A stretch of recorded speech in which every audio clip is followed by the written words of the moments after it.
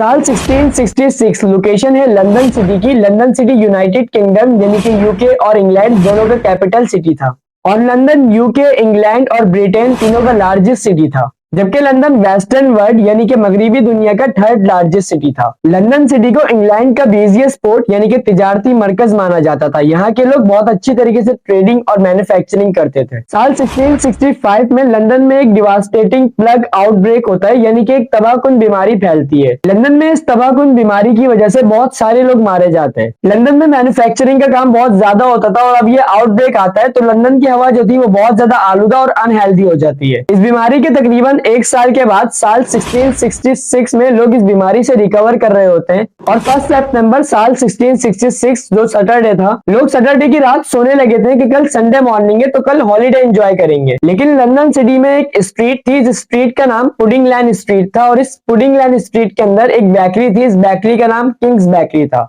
और इस Kings bakery के जो ऑनर थे उस ऑनर का नाम थॉमस फेरिनर था और साथ ही इस किंग्स बेकरी में एक बेकर काम करता था। इस बेकर का नाम थॉमस डैगर था। 2 सितंबर 1666 की जो मिडनाइट थी यानी हफ्ते और इतवार की जो मिडनाइट थी, इस मिडनाइट को किंग्स बेकरी में कोई बेकिंग का काम चल रहा था और 2 सितंबर की मिडनाइट को जब ये बेकिंग का काम खत्म हो जाता है और 2 सितंबर यानी संडे की जो अर्ली मॉर्निंग थी, इस अर्ली मॉर्निंग में किंग्स बेकरी में एक आग लगती है और ये आग इतनी ज्यादा बढ़ जाती है कि 2nd, 3rd, 4th and 5th सितंबर तक पूरे शहर को जला रही होती है और ये आग इतनी ज्यादा बड़ी आग बन जाती है कि लंदन सिटी को 85% डिस्ट्रॉय कर देती है। इसीलिए इस आग को नाम दिया जाता है the greatest fire of London.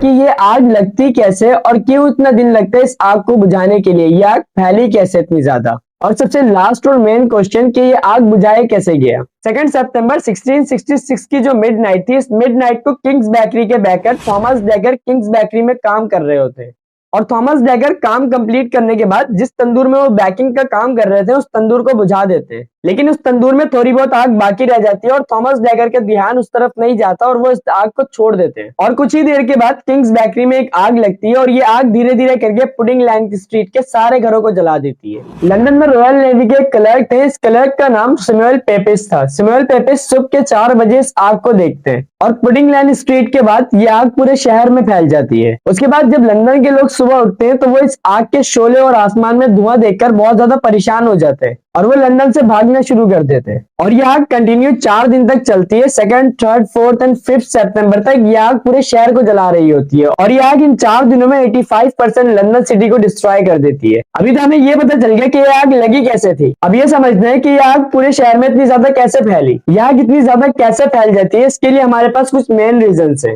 पहला रीजन ये कि उस वक्त जो 17th सेंचुरी में लंदन सिटी में घर हुआ करते थे वो घर लकड़ी के बने हुए थे और लकड़ी के बने हुए घरों ने बहुत ज्यादा मदद की इस आग को आगे फैलने में। और सेकंड थिंग, जब लंदन में मैन्युफैक्चरिंग का काम बहुत ज्यादा होता था उसके बाद 1665 में जो ये तबाहकुन बीमारी आई थी लंदन में, इस बीमारी की वजह से जो लंदन की हवा थी वो बहुत ज्यादा आलूदा हो गई थी और ये हवा जो आलूदा हुई थी इसकी वजह से बहुत तेजी से आग फैली पूरे शहर में। थर्ड रीजन ये कि लंदन सिटी में बहुत ज्यादा मैन्युफैक्चरिंग इंडस्ट्रीज थी, इन इंडस्ट्रीज में जो कॉटन और दूसरे मटेरियल्स पड़े हुए थे इनकी वजह से ये आग बहुत ज्यादा फैल जाती है। अब ये सवाल बनता है कि जब ये आग इतनी ज्यादा पूरे शहर में फैल रही थी तो इस आग को कंट्रोल क्यों नहीं किया गया। तो 17th सेंचुरी में कोई फायर ब्रिगेड सिस्टम नहीं था जिसकी वजह से ये आग कंट्रोल कर सके। इस आग को बुझाने के लिए बहुत ज्यादा कोशिश की जाती है, अपनी मदद पानी डाला जाता है इस आग पर, मट्टी डाला जाता है, लेकिन ये आग नहीं बुझती है। इवन लंदन के जो किंग थे, किंग चार्ल्स, वो भी इस आग को बुझाने के लिए अपनी पूरी कोशिश करते हैं। तब इस आग को बुझाया कैसे जाता है, जो नेवी के क्लर्क थे Samuel Pepys, Samuel first 3 witness में से थे जिन्होंने पहली बार इस आग को देखा। तो सैमुअल पेपिस जो नेवी में एक क्लर्क थे ये सजेस्ट करते हैं कि इस आग को बम्स के जरिए बुझाया जाए और इनके इस सजेशन पे नेवी और किंग चार्ल्स एग्री करते हैं और इस आग को बम्स के जरिए बुझाया जाता है। अब ये लोग देखते हैं कि आग जहां तक पहुंच चुकी है उस आग पहुंचने वाले घर से लेकर 2-3 घर तक बम से उड़ा दिए जाते हैं और जो आग लकड़ी के एक घर से लेकर दूसरे घर तक पहुंच रही थी उसको कोई सपोर्ट नहीं मिलता तो वो आग वहीं पर रुक जाती है और ग्रेनेड से इन घरों को पूरी तरीके से डिस्ट्रॉय करने के बाद ये आग रुक तो जाती है लेकिन बुझती नहीं है। 5 सितंबर को पूरे तरीके से इस आग को कंट्रोल कर लिया जाता है और 6 सितंबर तक ये आग पूरे तरीके से बुझ जाती है शहर से।